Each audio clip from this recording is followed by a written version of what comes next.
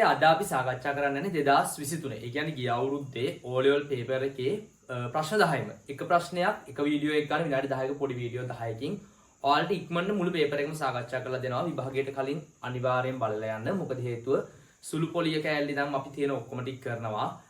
ගිය පාට වඩා මේ පාර පේපර් එක කොහොමද ටිකක් වෙනස් වෙයි. මොකද හේතුව සිලබස් එකත් ටිකක් අර වැඩි වෙලාන් තියෙන්නේ. ගිය පාර අයින් කරපු කෑල්ලි ටිකත් මේ පාර දාලා තියෙනවා. ඒක හින්දා අපි තව අනුමාන ටිකක් දෙනවා. ඒ ටිකත් මේ වීඩියෝ සෙට් එකත් අස්සෙන් මම දාලා තියන්නම්. එහෙනම් පුතේ අපි වැඩි කතා ඕනේ නැහැ. අද යන් 2023 O level maths paper එකේ පළවෙනි ප්‍රශ්නෙට. හරි. ගන්න පුතේ එහෙනම් ඔයාලා 2023 O level maths paper එකේ පළවෙනි ප්‍රශ්නේ. මොකද්ද පළවෙනි ප්‍රශ්නේ කියන්නේ? පළවෙනි ප්‍රශ්නේ තියෙන්නේ රාණී 110ක වාර්ෂික වැල්පොලි අනුපාතිකයක් යටතේ වාර්ෂිකව පොලි ගෙවන බැංකුවක රුපියල් 50000ක මුදලක් අවුරුදු 2ක් සඳහා තැන්පත් කරයි. අවුරුදු දෙක අවසානයේ ඇයට ලැබෙන මුළු පොලි මුදල සොයා තැන්පතුවේ ඇති මුළු මුදල ගණනය කරන්න. මම මුල් ප්‍රශ්නෙම කියවලා ඉන්නම්කෝ. ඊට පස්සේ කියනවා රුපියල් 50000ක මුදල එක්තරා මූල්‍ය සමාගමක සුළු පොලි අනුපාතිකයක් යටතේ එක් අවුරුද්දක් සඳහා පමණක් ආයෝජනය කිරීමෙන් ඉහත සඳහන් මුළු පොලි මුදලටම සමාන පොලි මුදලක් ලබා ගැනීමට හැකි වේ. රාණී මුල් අවුරුදු දෙකට පසු බැංකු තැන්පතුවේ ඇති මුළු මුදලම තවත් අවුරුදු දෙකක කාලයකට ඉහත මූල්‍ය සමාගමේ ආයෝජනය කරන්නේ නම් ඇයට මූල්‍ය සමාගමෙන් ලැබෙන පොලි මුදල සොයන්න. දැන් පුතේ මේ ප්‍රශ්නේ කොහොම එක දිගට කියවුවා කියලා අපිට තේරෙන්නේ නැහැ. එහෙනම් අපි ප්‍රශ්නේ කෑලි වලට කඩා ගන්න ඕනේ. මෙයාලා අපිට මේ ගණන් තුනක් හදන්න දීලා තියෙන්නේ. පළවෙනි කෑල්ල තියෙනවා වැල් පොලි වලින් හදන්න. දෙවෙනි කෑල්ල තියෙනවා පොලි ප්‍රතිශතයක් හොයාගන්න. තුන්වෙනි එකේ ඒ හොයාගත්ත පොලි ප්‍රතිශතය ඇප්ලයි කරලා අවුරුදු දෙකකට පොලිය හොයන්න තියෙනවා. හරි. යම් පුතේ පළවෙනි එකට. පළවෙනිට කියනවා රාණි කියලා එක්කෙනෙක් ඉන්නවලු. එයා 110ක. කීයද? 110ක මම මේ පැත්තෙන් ලියන්නම්. 110ක වැල් පොලියට. මොන පොලියටද? වැල් පොලියට ණයක් ගන්නවලු.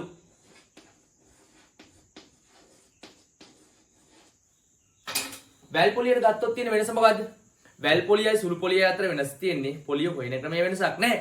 හැබැයි සුළු පොලියට ගත්තොත් මේ අවුරුද්ද රුපියල් 1000යි නම් පොලිය ලබන අවුරුද්දට රුපියල් 1000ම තමයි. හැබැයි වැල් පොලියට ගත්තොත් එහෙම නැහැ. වැල් පොලියට ගත්තොත් මේ අවුරුද්දට 1000යි නම් ලබන අවුරුද්දට මොකද වෙන්නේ? ඒ පොලියට අර රුපියල් 1000ටත් පොලියක් ගෙවන්න ඕනේ. දැන් මේ අවුරුද්දේ ඔයා ණය ගත්තේ 10000යි නම් 10000ට පොලිය 1000ක් නම් ආවේ ලබන අවුරුද්දේ ගෙවන්නේ වැල් පොලිය නම් 10000ට නෙවෙයි. අර 1000ත් එකතු කරලා 11000ට තමයි ඔයා පොලිය ගෙවන්න ඕනේ. හරි. යන්කෝ ගන්නද? කියනවා රාණි 110ක වාර්ෂික වැල් පොලි අනුපාතිකයක් යටතේ වාර්ෂිකව පොලි ගෙවන බැංකුවක රුපියල් 50000ක්. රාණි ගන්න කීයද? රුපියල් 50000ක ණයක් ගන්නවලු අවුරුදු දෙකක්. ණයක් නෙවෙයි. මුදලක් තැන්පත් කරනවලු අවුරුදු දෙකකට 50000ක. බලමුකෝ රාණිට පළමු අවුරුද්දේ පොලිය. මම ලියා ගන්නවා පළමු වසරට පොලිය.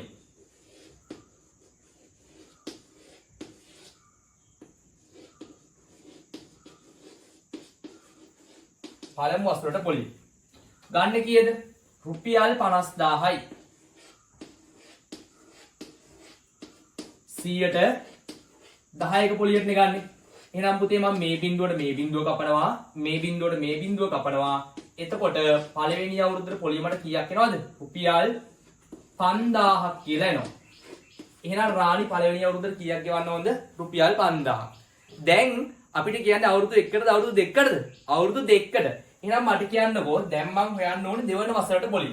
බලා ගන්න.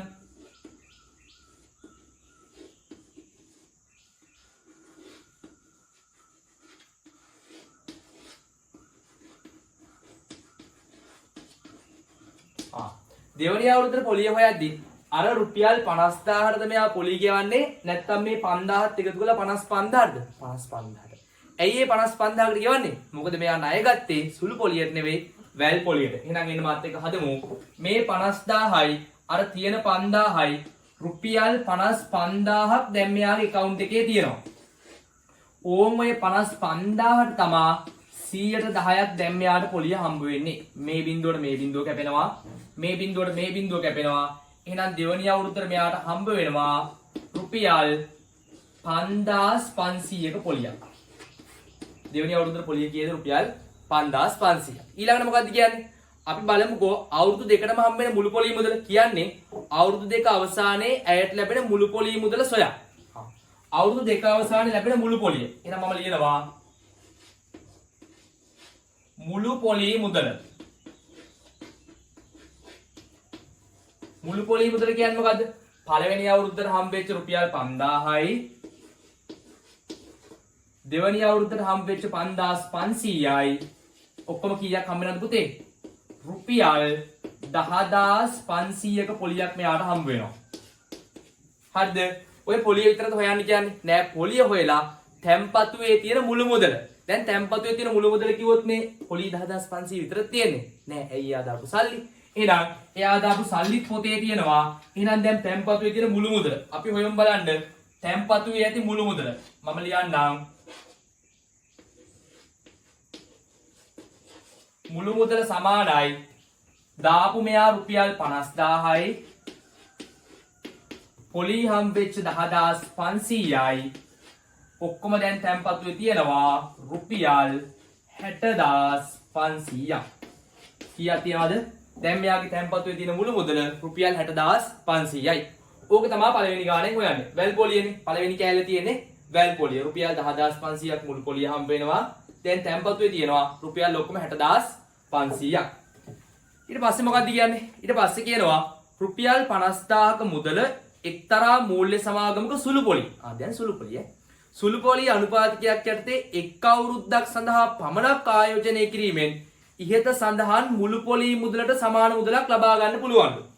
ඒ කියන්නේ මොකද්ද? මේ මුළු පොලියේවත් 10500ම ගන්න පුළුවන් පුතේ. මොනවා කරලාද? මොකද්ද බැංකුවක දාලා එයා ගෙවන්නේ සුළු පොලියටලු. එක අවුරුද්දෙන් 10500ක් ගන්න පුළුවන් රුපියල් 50000ක් දාලා එයා ගෙවන්නේ සුළු පොලියක්. අපිට කියනවා පොලි ප්‍රතිශතය හොයන්න කියලා. කොහොමද පොලි ප්‍රතිශතය හොයන්නේ? බලාගන්න මේ තමයි උටි දෙවෙනි කෑල්ල. බලාගන්න. මම පොලි ප්‍රතිශතය හොයා ගන්නවා මෙහෙම. හොඳට බලාගන්න. පොලි ප්‍රතිශතය මම ගන්නවා පුතේ. තැම්පත් කරන්නේ කීයද? තැම්පත් කරන්නේ රුපියල් 50000ක්. පොලිය හම්බ වෙනවා 10500ක්. අපිට ප්‍රතිශතයක් හොයන්න කියන හින්දා තැම්පත් කරපු මුද්ද ඉරට යටින් දැම්මා. ලැබෙන පොලිය ඉරට උඩින් දැම්මා. ප්‍රතිශතයක් කරන්න නම් කීයෙන් වැඩි කරන්න ඕනද? 100ට 100ෙන් වැඩි කරන්න ඕනේ. මේ බිංදු දෙකට මේ බිංදු දෙක කැපෙනවා. මේ බිංදු දෙකට මේ බිංදු දෙක කැපෙනවා. 105 පහෙන් බෙදුනම කීයද? 121ක පොලි ප්‍රතිශතයක් තමයි ඕම් ඔය කියන සුළු පොලි කියන බැංකුවෙන් ගෙවන්නේ. හරි. ඊට පස්සේ මොකක්ද කියන්නේ? ඊට පස්සේ මේ මෙහෙම කතාවක් කියනවා. රාණි මුල් අවුරුදු දෙකට පසු බැංකු තැන්පතුවේ ඇති මුළු මුදලම. මුල් අවුරුදු දෙකට පස්සේ පළවෙනි අවුරුදු දෙකට පස්සේ තැන්පතුවේ තිබ්බ මුළු මුදල කීයද? 60500. ඕක මතක තියෙන්න ඕනේ ඈ. අර මුල් කෑලි එකින් එකට ඈදිලා තමයි ගාන පල්ලෙහාට යන්නේ.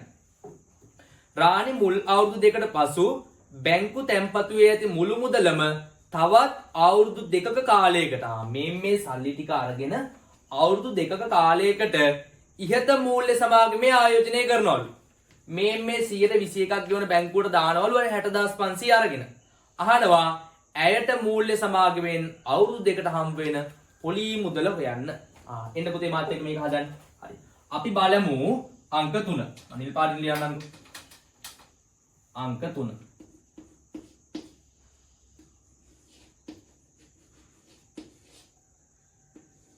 වසර දෙක අවසානයේ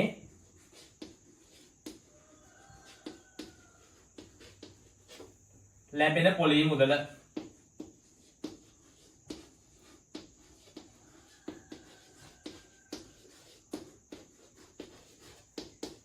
ඇයි මං කෙලින්ම වසර දෙක අවසානයේ දැම්මේ? ඉතින් මට වසරක හොයන්න තිබ්බනේ.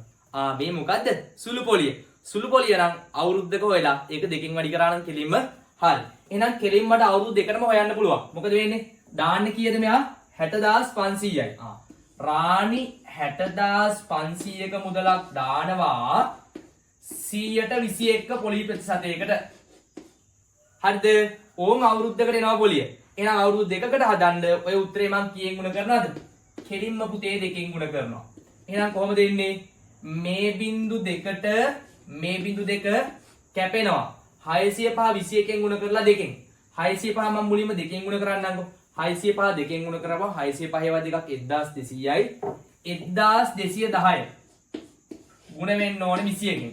1210 මං හිතන්නේ 21කින් ගුණ වුණාම එනවා. මම පැත්තට ගුණ කරලා බලන්නටක් ගාලා 1210 ගුණ කිරීම 21. එකෙන් ගුණ වෙනවා කියන්නේ 1210ම තමයි. දෙකෙන් ගුණ වෙනවා කියන්නේ ඕකේ දෙගුණේ. 0යි 2යි 4යි 2යි. පල්ලෙහාට එකතු කරමු. මට එනවා 25410ක්. කීයක් එනවද පුතේ? 25000 රුපියල් 25410ක මුදලක් රාණිට හම්බ වෙනවා අවුරුදු දෙක අවසානයේ. හරි. මම චුට්ටක් ඕක ඉරි ගහලා වෙන් කරන්නම්කෝ. ගාන පොඩ්ඩක් පැහැදිලි වෙන්න තව පොඩ්ඩක්. ක්ලියර් වෙන්න ඕල්. මෙන්න තියෙනවා පළවෙනි කොටස. මෙතෙන්ද පටන් ගත්තේ. මෙන්න පළවෙනි කොටස. පළවෙනියේ වැල් පොලිය අහලා තිබ්බේ. වැල් පොලිය කෑල්ලෙන් හොයාගත්තා අවුරුදු දෙකට හම්බ වෙන පොලිය. ඊට පස්සේ සුළු පොලිය කෑල්ලක් කිව්වේ පොලි ප්‍රතිශතයක් හොයන්න 121 මෙතනින් හොයාගත්තා.